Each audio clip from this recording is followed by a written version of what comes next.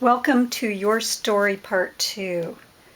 The first thing I'm going to do is turn the laminator binder on, but I'm going to press the power on button and we're going to be binding. So I'll press the binder button. It takes about a minute to heat up, which gives me some time to explain some of the things in the instruction manual. There's not a whole lot of information.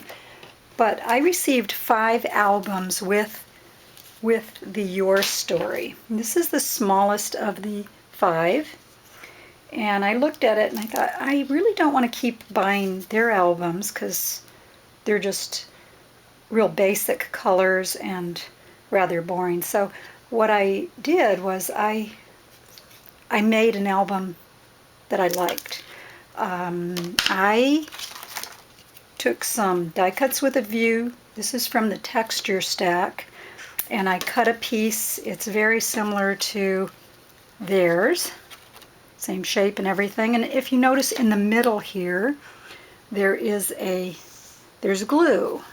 So what I did in the middle of mine was I took a glue gun, a hot glue gun, and be very careful, especially if you're working with children, because the glue gets very hot and the tip gets very hot.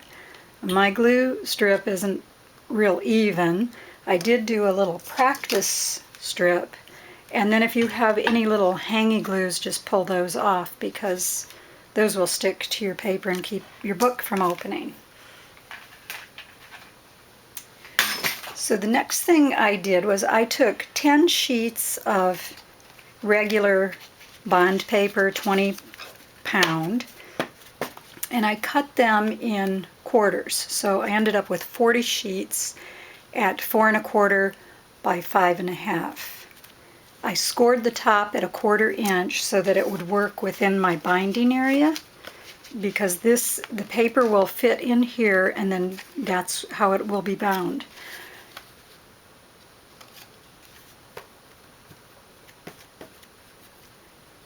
The cuts that I made for the cover was 11 1/4 by 4 1/4 because I need to make space for this 1/4 inch, which is the depth of 40 sheets of the 20 pound weight. This may not work with all papers, and that depends on the thickness of the paper. 20 pound papers took a minute for the binder. It's ready to go now. The 20 pound weight is thinner than a lot of the other papers. So I'm just going to put this in here and bind it and show you how it's done. Put it right in the top here. It goes right in. You push it down to the end. And then I made a few of these, and in doing it I found a little trick that you probably can't see this. I'll pull it closer.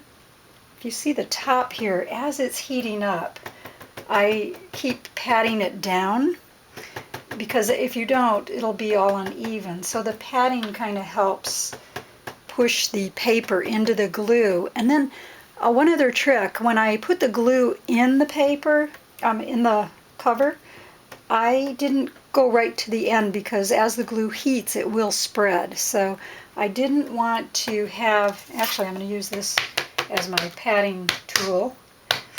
I didn't want the glue dripping out and coming out over the edges. Now the binder machine will beep when it's finished heating. So I have one more thing to show you, because the other, here's another little booklet that I made.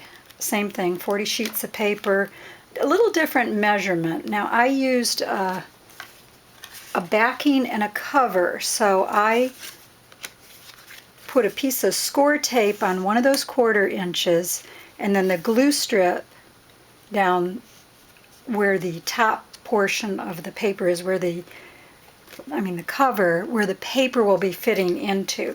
So for this, I would take the score tape off. I would put my backing on there like this. Press that down, and then I'm ready for my next batch of paper. So that's how I made the cover for this one. And the measurement on this is the back side of the booklet is 4 1/4 by 5 1/2, just like the size of the paper. And this would be 5 3/4, 5 1/2, and so 6 1/4 for that. The same thing. I will just bind another one. I didn't score the top of this so it would help with the fold, but on the book that's in the binder right now I did. Now the binder will automatically shut off when the book is bound, and that's about 90 seconds. And then on the very back of the machine is a rack, if you look there, where you would place the booklet to cool down. It looks like it's almost ready, and I'll just kind of pat this one. And I also love that Die Cuts with a View texture stack for this kind of project, because there's so many different papers to choose from that all look like great covers.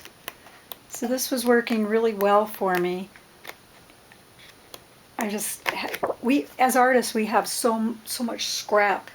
That's what scrapbooking and art is all about. So why not use what we have instead of keep buying all these books and things we don't always need. Now you could also do 2 at a time, because this will fit a 12 by 12 book, which like I say, I got 5 with this Bind It All, Your Story binder. And one other thing too, in my research I found that you can buy these glue strips, trim them down. They come in 1 inch by 11 inches. They're about, I think about $1 each. Sometimes if you buy in quantity of 1,000, you can get them for less money.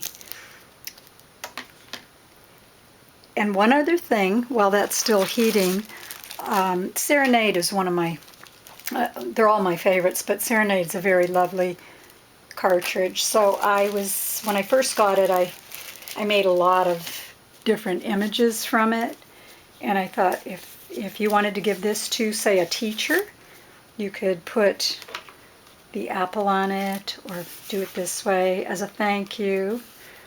And I just played around with different images that I had. You could have the bird flying away from the nest, the birdhouse. Okay, that one is finished, so I'm going to